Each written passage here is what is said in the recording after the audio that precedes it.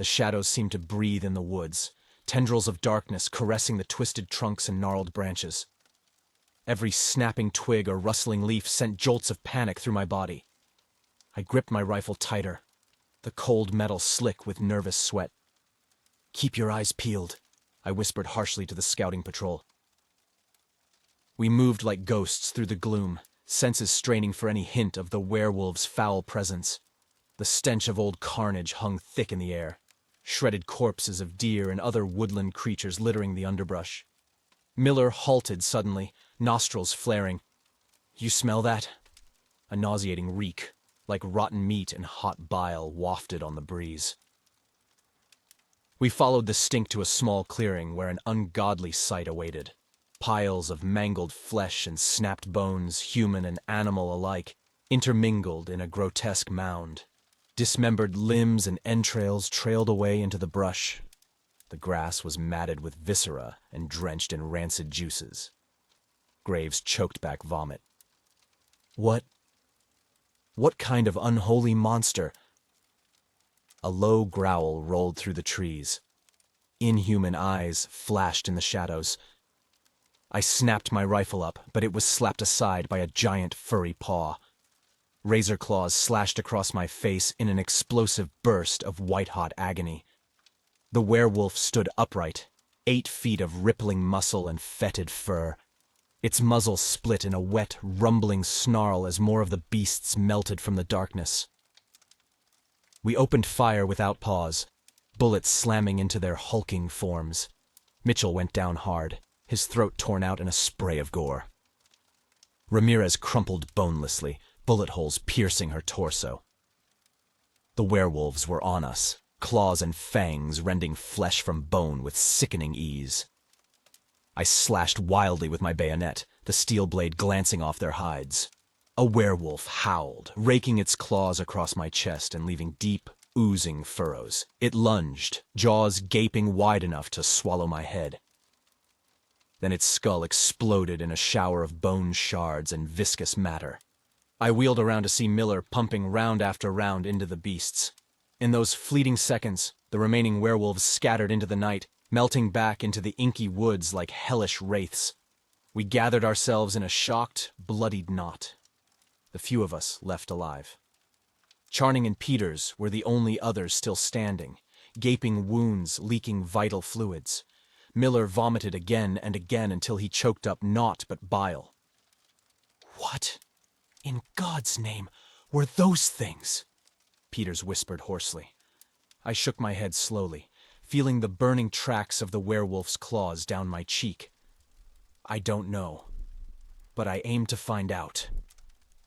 The unearthly howls echoing through the forest that night seemed to shake the very roots of the world, and they promised more horrors lurking in the dark whispers of the woods. The wounds inflicted by the werewolf's claws burned like hellfire. I grimaced, wrapping makeshift bandages around the deepest gashes on my chest and face. Small mercy, none of them seemed too grievous to be fatal, at least for now. The rest of the survivors weren't so lucky. Charning had taken a nasty slash across his leg that nearly crippled him. Peters was in shock, staring vacantly, after part of his scalp was torn away. Only Miller seemed to have emerged mostly unscathed, thanks to his decisive shooting. As I tended to the others, my mind raced. Those things in the forest, they couldn't be the only ones. Where did they come from? What foul magic or ancient curse had spawned such abominations? "The old tales," a hoarse voice croaked out. I turned to see Mrs. Parker, the town's eldest resident, trembling but strangely determined. "The old tales speak of such creatures, and how to fight them." She seemed to regain some strength, pushing herself upright.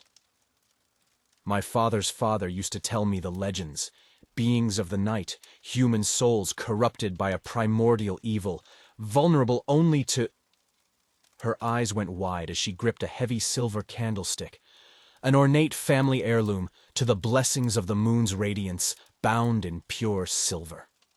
A murmur of hope rippled through the haggard survivors at her words. But how? We were just a ramshackle band, our weapons and resources paltry at best. Otis. Mrs. Parker's gaze fell upon the blacksmith, one of the few able-bodied men left after the werewolf attack. You must help us. We'll need your forge, your strongest steel, and every scrap of silver we can gather. The burly man gave a grim nod of understanding. No matter how small the chance, we had to try to fight these unholy beasts, with blades of silver equal to their savagery. I met his determined stare, feeling the first flickering of hope since this nightmare began. Perhaps there was a way to stem the bloodshed and strike back against the werewolves' onslaught. If not, we were surely all damned. As Mrs. Parker and Otis set about gathering materials, the rest of us fortified the town hall as best we could. By dusk, his forge blazed with unholy light, the ringing of hammer on metal, our defiant answer to the haunting howls drifting in from the woods. Darkness was falling, but this time we would be ready to face the coming terrors when they emerged from the night. Harsh orange light flickered over the makeshift training grounds, the glow of the forge fire casting stark shadows. The ring of steel on steel echoed through the night air as I demonstrated the proper stances and strikes. "Keep your knees bent, your footing solid," I barked out. "These twisted blades are weighted for slashing attacks." With each swing of the newly forged silver-laced blades, I felt a pang of anger.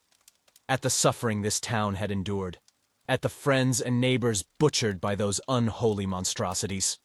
Anger that lent a savagery to my movements, chopping and hacking at the practice dummies with feral intensity. The survivors watched in tense silence, eyes shining with the desperate need to unleash their own fury. "The werewolves move with unholy speed and viciousness," I growled. "You'll need to be equally relentless. No hesitation, no mercy." I leveled a hatchet with a silver-chased edge at the nearest dummy, imagining its ragged burlap to be the fetid fur of one of those damn beasts. With a guttural yell, I brought the blade down in a brutal overhand chop, splitting the dummy's head in a spray of straw. "Like that," I snarled. "Put your whole being into every strike, because if you falter for even a heartbeat—" One of the younger men, Daniel, flinched at the ferocity in my voice and movements. Just a green lad, barely into manhood, who had likely never witnessed such violence until recently. This was a cruelty the innocent should never have to know. My expression softened somewhat as I looked around at the other frightened but determined faces. Farmers, millers, tradesmen, the salt of the earth, not hardened warriors. They would need to become something else entirely to survive this nightmare. "Listen close," I said in a quieter tone. "I'm not here to put on a display of brute force. That won't be enough against unholy foes who revel in bloodshed." Gripping my own silver-laced blade, I beckoned Daniel over to me. The lad swallowed hard but stood upright, holding his own weapon ready. "We're going to have to be smarter," I continued. "More patient. Capitalize on their animalistic nature and turn it against them." Moving with exaggerated slowness, I demonstrated how to lure an opponent in with feints and feints, letting them overcommit before striking at their overextended limbs and exposed vitals. Daniel's eyes went wide as the flow of the forms became clear to him. "Speed and aggression will only go so far," I murmured. "We need to be like hunters, using our wits to trap and exploit our prey's weaknesses." The mood shifted in the training circle as one by one, the nervous townsfolk began truly understanding the path before them. We ran through the forms again, smoother and more calculating this time. Movements born of cold pragmatism rather than thoughtless fury. In the distance, a haunting chorus of howls echoed through the skeletal trees like a sinister overture. I felt a strange sort of pity for the werewolves in that moment, for they would soon learn what it truly meant to be hunted. The cold rain lashed my face as we crept through the inky woods, the silver-laced blades gripped tightly in our hands. Every sense was trained on the surrounding darkness, straining for any hint of our quarry. The scent of fresh blood and charred timber hung thick in the air. Unmistakable signs we were close to the hunting grounds. I raised my fist in a signal for silence as the tree line ahead shuddered with movement. A pair of werewolf scouts emerged first, loping on all fours through the underbrush. Their muzzles pulled back in rumbling snarls as they caught our scent, putrid saliva drooling from their fangs. I gave a sharp hand gesture, and two of the hunters broke off, circling around to flank the beasts. The werewolves whipped their heads about, nostrils flaring. Just as one opened its mouth to unleash a howl of alarm, Daniel's silver-chased axe took it square in the throat. The abomination's cry was reduced to a sickly gurgle as dark ichor sprayed from the grievous wound. Its partner whipped around with a ferocious growl, only to be met by a hailstorm of musket fire. The hunters had it surrounded in seconds, blades flashing with feral intensity. I moved in for the kill, ducking under a wild swipe of claws to bury my bayonet up to the hilt in its heaving flank. The werewolf unleashed a shuddering roar of anguish as the blessed silver seared its unnatural flesh. Thick ropes of steaming drool sloughed from its maw as it fixed me with a glare of intense hatred. Before it could retaliate further, 3 hatchets tore into the back of its skull in rapid succession. It crumpled to the rain-soaked earth, foul ichor pooling around its unmoving bulk. "We hit them hard and fast," I panted, yanking my blade free, "before they can regroup and overwhelm us with their A bestial roar shattered the night, so thunderous that it shook the very trees. The ground trembled beneath our feet as a towering shape exploded from the underbrush, all slick muscle and gnashing fangs. The alpha male, putrid saliva dripping from its midnight fur, it dwarfed the others, standing easily 12 feet tall on its haunches, chin brushed with arterial sprays of crimson. Its baleful yellow gaze bored into me with feral malice as a contemptuous rumble rolled from its cavernous maw. Daniel let out a strangled cry of terror as the beast's jaws unhinged in a spray of spittle, swinging open wide enough to swallow a horse whole. It crouched to pounce, claws raking furrows in the saturated soil. "Stand your ground," I roared, brandishing my rifle one-handed as I leveled the bayonet with the other. "Make every shot." My words turned to choked gargling as its enormous paw swatted me aside like a rag doll. I felt a blinding explosion of white-hot agony across my torso as wicked claws laid me open, my weapon spinning away uselessly. Reality seemed to blur and splinter as I slammed into a tree trunk with crushing force.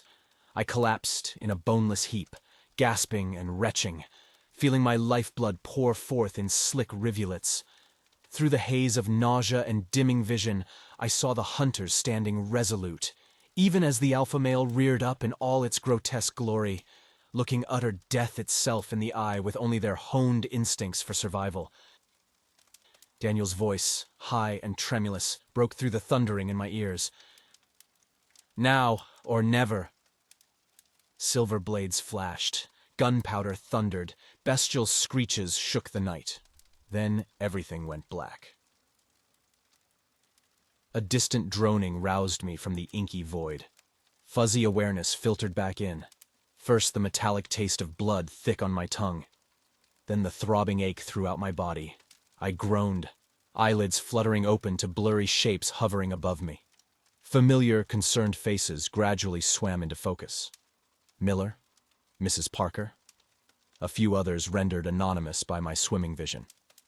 "He's coming around." Miller's gruff voice sliced through the fog, clogging my senses. "Thought we lost you for sure this time, Jonah." Memories crashed back in fragmented bursts. The hunt, the towering alpha werewolf, its raking claws splitting me asunder before the darkness claimed me. I sucked in a ragged gasp, body seizing in a spasm of agony. "Easy there." A strange, gravelly voice sounded from somewhere out of view. "Don't want those wounds opening up again before they've knitted proper." I managed to lift my head, squinting to locate the source of the unfamiliar timbre. A gnarled figure emerged from the shadows, swathed in layers of worn furs and carrying an ancient-looking rifle. His face was a mass of twisted scar tissue, left eye milky and ruined. "Who?" I croaked out through a parched throat. "A friend," Mrs. Parker supplied gently. "At least for now." He's the one that found you well, after the battle. Battle? I huffed out a pained chuckle. That was a slaughter waiting to happen. Those things, they're not just beasts. Aye, the scarred stranger intoned in that same reedy rasp. Alpha werewolves, like the one what nearly gutted you. Cunning, coordinated. More than just the mindless monsters most assume. I studied him closer, unable to disguise the wariness in my expression. His one good eye glinted with some unknowable intensity. "Who are you?" I demanded, struggling to push myself upright. "What do you know about these werewolf devils?" The grizzled man's gaze bored into me for a long moment before he gave the slightest of nods, as if coming to a decision. "Name's Rendell," he replied flatly. "Been tracking and studying this scourge longer than you've been sucking air, son." Rendell shifted closer, the shadows playing across the twisted ravines of his ruined features. Up close, the scars looked even more horrific, like he'd been mauled by some great beast and left for dead. "What you faced were the cunning ones," he went on in a low rumble. "The alpha males, leaders of their cursed broods. There's more out there in the wild, things older than memory and twice as cruel." I felt an icy trickle of dread snake its way down my spine at the simmering menace I saw reflected in his one remaining eye. "And trust me," Rendell continued with grim finality, "the real monsters, they've only just begun to stir from their ancient slumbers."